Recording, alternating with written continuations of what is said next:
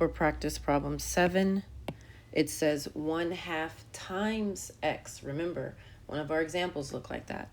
So to get rid of the 1/2, I'm going to go ahead and write it here. So I multiply by the reciprocal, okay?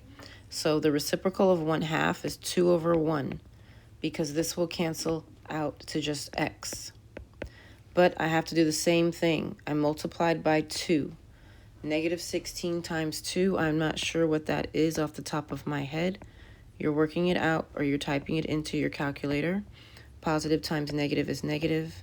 16 times 2 is 32. Answer goes in the box. For the last question, it says 9 times x is 54. The opposite of multiplication is division. This is a math fact. If you don't know it, you're typing in 54, then the division sign, then a 9, going to give you 6. That is it. That is all. For your exit ticket, there are 2 questions. First, you're going to solve them on the slide. Then you're going to go to the Google form and type your answers in there.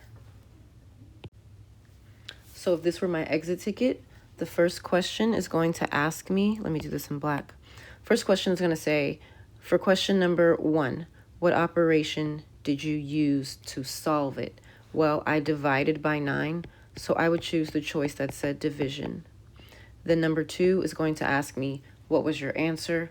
I'm going to type, you can type either 6 or you can type x equals 6. Both will be counted as correct. And then for the second problem, it's going to ask you those same 2 questions again. So for each question, you're going to tell me how did you solve it, and then what was your answer. Now you are ready for your exit ticket.